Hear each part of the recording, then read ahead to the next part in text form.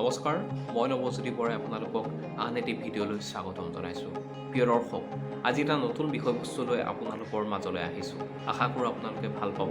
ভাল পালে ভিডিঅ'টো শ্বেয়াৰ কৰিবলৈ নাপাহৰিব আৰু যিসকলে চেনেলটো ছাবস্ক্ৰাইব কৰা নাই তেওঁলোকক অনুৰোধ জনাইছোঁ চেনেলটো ছাবস্ক্ৰাইব কৰিবৰ বাবে। আজি যিটো বিষয় লৈ আহিছোঁ সেইটো অতিকৈ এটা স্পৰ্শকাতৰ বিষয়। জীৱনৰ বাটত আগবাঢ়ি যাওঁতে অনেক আমি দুখ কষ্ট ত্যাগৰ সন্মুখীন হ'ব লগা হয়। এয়া প্ৰকৃতিৰ নিয়ম। প্ৰকৃতিৰ এই নিয়মৰ বিৰুদ্ধে আমি সুখ নামৰ অত্যাধিক মৰীচিকা বিচাৰি ফুৰা জীৱশ্ৰেষ্ঠ মানুহ কোনো যাব নোৱাৰোঁ।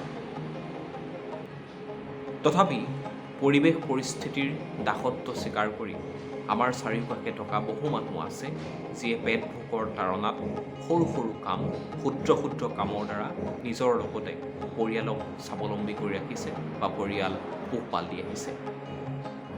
আমাৰ চাৰিওকাষে যদি আপুনি চায় তেতিয়াহ'লে দেখিব যে বিভিন্ন ব্যৱসায়, মীন পালন, গাহৰি পালন, হাঁহ কুকুৰা পালন আদিকে ধৰি বিভিন্ন কামত অনেক লোক নিয়োজিত হৈ আছে। বৰ্তমান সময়ছোৱাত শিক্ষিত নিবনুৱা প্ৰতিযোগিতাৰ হাৰ ইমানেই বৃদ্ধি হৈছে যে বহুজনে চৰকাৰী চাকৰিৰ বাবে যো-জা চলাই থকাৰ উপৰিও বিভিন্ন বিত্তীয় প্ৰতিষ্ঠান, শৈক্ষিক প্ৰতিষ্ঠান, ব্যক্তিগত খণ্ডৰ প্ৰতিষ্ঠান অনুষ্ঠান আদিত জড়িত হৈ সেৱা আগবঢ়াই আহিছে।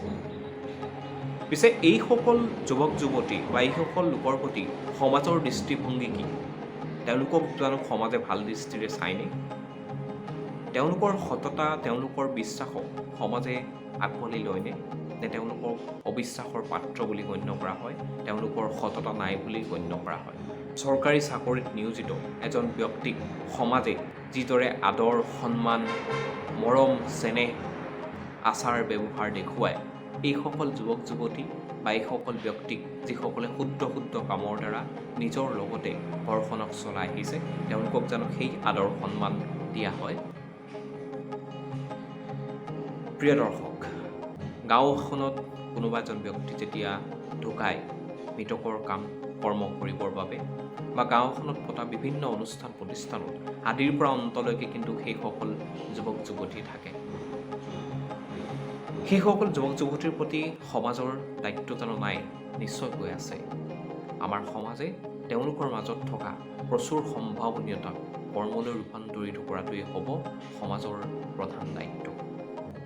কাৰণ সেই যুৱক যুৱতীসকলৰ মাজতো সাহিত্য ক্ষেত্ৰতেই হওক, সাংস্কৃতিক ক্ষেত্ৰতেই হওক, শৈক্ষিক ক্ষেত্ৰতেই হওক, খেলা ধূলা ক্ষেত্ৰতেই হওক বা আৰু অন্যান্য ক্ষেত্ৰতেই হওক, তেওঁলোক কিন্তু আনতকৈ প্ৰতিভাশালী। তেওঁলোক নহ'লে বিভিন্ন অনুষ্ঠান, প্ৰতিষ্ঠান আদিৰ পৰা অন্তলৈকে থকা মানুহৰ সংখ্যাৰ পৰিমাণটো কমি যাব।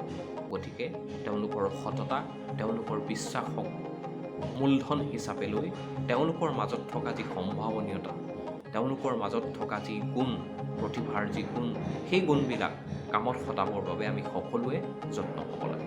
ধন্যবাদ। পুনৰ পৰৱৰ্তী ভিডিঅ' লগ পোৱাৰ প্ৰতিশ্ৰুতিৰে আজিলৈ বিদায় মাগিছোঁ।